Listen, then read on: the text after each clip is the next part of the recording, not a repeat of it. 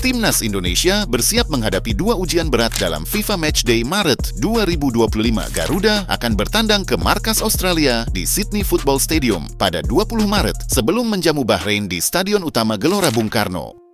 Di bawah komando pelatih baru, Patrick Kluivert, tim diharapkan menunjukkan perubahan taktis dan strategis, termasuk dalam hal komposisi pemain. Salah satu nama yang tengah menjadi sorotan adalah Rizky Ridho, bek tengah andalan Persija Jakarta, yang performanya belakangan ini menuai kritik.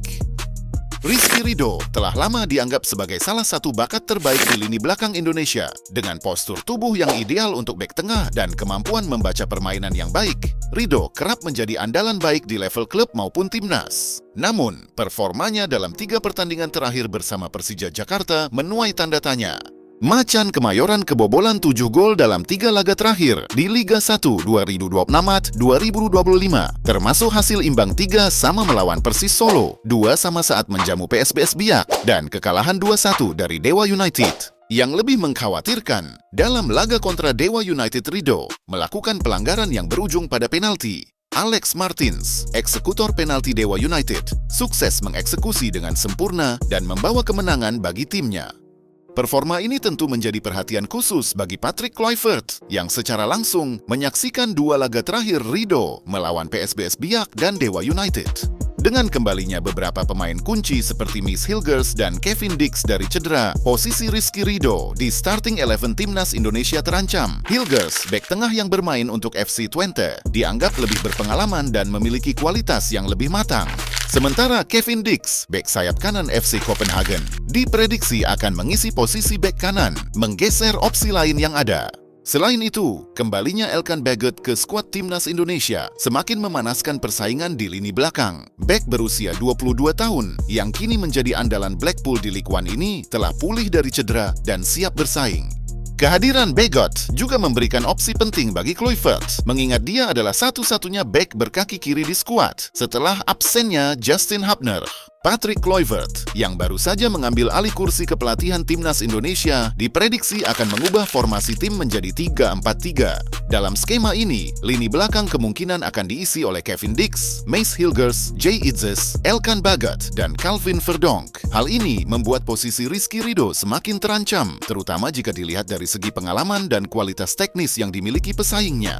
Namun, Ridho tetap memiliki kesempatan untuk membuktikan diri. Kluivert dikenal sebagai pelatih yang memberikan kesempatan kepada pemain muda berbakat, dan Ridho bisa memanfaatkan momentum ini untuk menunjukkan bahwa dirinya layak menjadi bagian dari starting 11. Tantangan terbesar baginya adalah konsistensi dan kemampuan menghadapi tekanan, terutama dalam laga-laga besar seperti melawan Australia dan Bahrain. Dengan persaingan ketat di lini belakang, satu hal yang pasti, Rizky Ridho harus tampil lebih baik jika ingin mempertahankan posisinya di skuad Garuda. Jika tidak, dia mungkin harus rela melihat dari bangku cadangan saat Timnas Indonesia berlaga di 2 pertandingan penting tersebut. Dalam 5 tahun terakhir, PSSI telah menunjukkan keseriusannya dalam membangun Timnas Indonesia yang kompetitif di kancah internasional. Salah satu strategi utama yang diambil adalah dengan melakukan pencarian dan naturalisasi pemain-pemain berdarah Indonesia yang tersebar di berbagai liga Eropa. Hingga saat ini, lebih dari 15 pemain keturunan Indonesia telah resmi bergabung dengan Timnas Garuda, dan jumlah itu terus bertambah.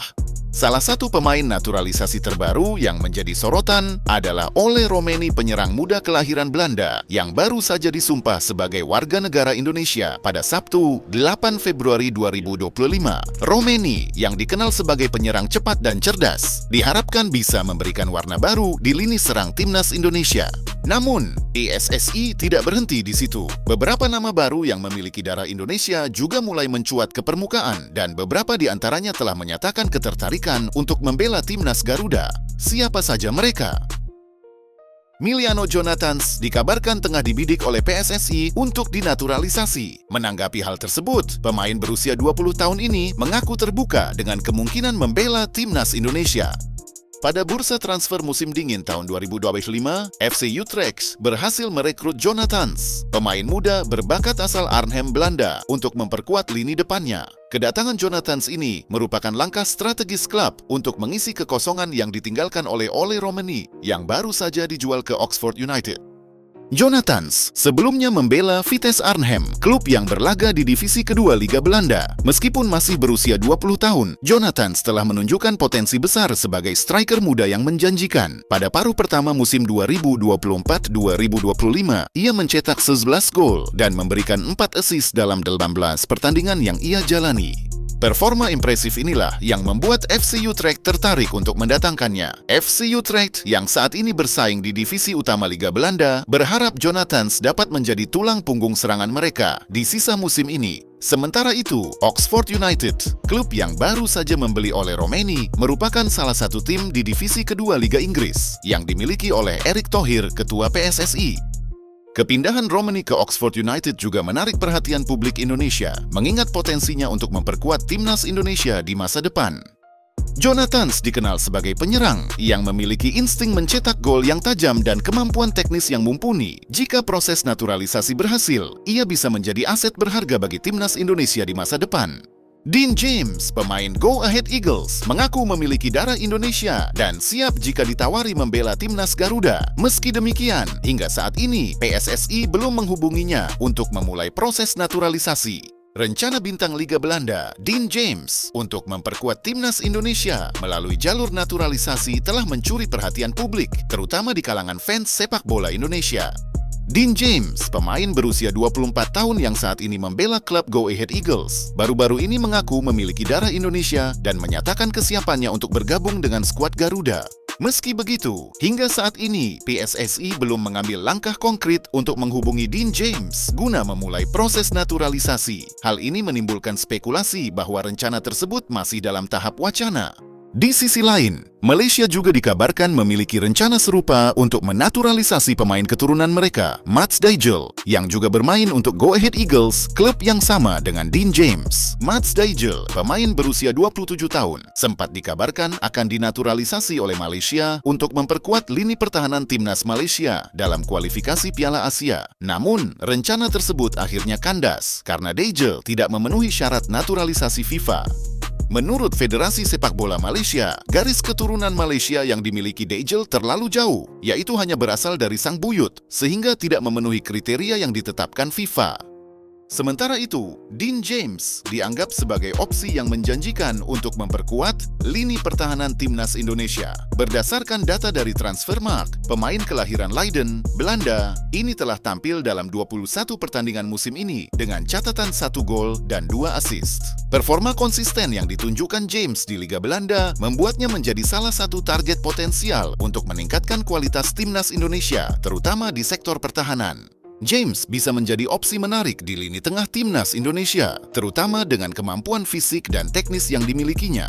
Joel Veltman, bek andalan Brighton and Hove Albion, mengaku siap membela timnas Indonesia. Pemain kelahiran Velsen, 15 Januari 1992 ini memiliki darah Indonesia dari nenek dan ibunya. Meski sudah pernah membela timnas Belanda, Veltman masih memiliki peluang untuk memperkuat timnas Indonesia. Joel Veltman memulai perjalanan sepak bolanya di Akademi VVIJ Muiden, sebuah klub lokal di kota kelahirannya, sebelum akhirnya bergabung dengan Akademi AFC Ajax pada tahun 2001. Selama 1 dekade, Veltman mengasah kemampuannya di Akademi Ajax, yang terkenal sebagai salah satu tempat terbaik untuk mencetak bakat-bakat sepak bola dunia. Selama berseragam Ajax, Veltman menjadi sosok penting dalam kesuksesan tim. Ia berkontribusi besar dalam meraih gelar juara Eredivisie pada tahun 2013, 2014, dan 2019.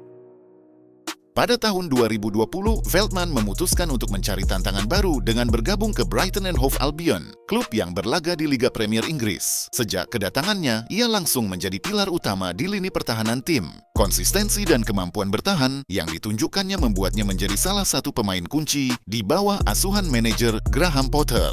Di tingkat internasional, Veltman memiliki catatan yang cukup mengesankan. Ia turut serta dalam ajang bergengsi seperti Piala Dunia 2014, Euro 2020, dan Piala Dunia 2024. Dengan total 28 caps untuk tim senior Belanda, pengalamannya di pentas internasional semakin memperkuat reputasinya sebagai bek yang handal dan berpengalaman. Upaya PSSI dalam melakukan naturalisasi pemain berdarah Indonesia patut diapresiasi. Dengan hadirnya pemain-pemain berkualitas seperti Ole Romeni, Emiliano Jonathans, Dean James, dan Joel Veltman, timnas Indonesia memiliki potensi untuk bersaing di level yang lebih tinggi. Namun, tantangan tetap ada. Pemain-pemain ini harus cepat beradaptasi dengan gaya permainan timnas Indonesia dan membangun chemistry dengan rekan-rekan setimnya. Selain itu, PSSI juga perlu memastikan bahwa proses naturalisasi dilakukan dengan tepat dan sesuai dengan aturan FIFA. Dengan langkah strategis ini, masa depan sepak bola Indonesia terlihat semakin cerah. Apakah naturalisasi ini akan menjadi kunci kesuksesan Garuda di kancah internasional? Hanya waktu yang akan menjawabnya.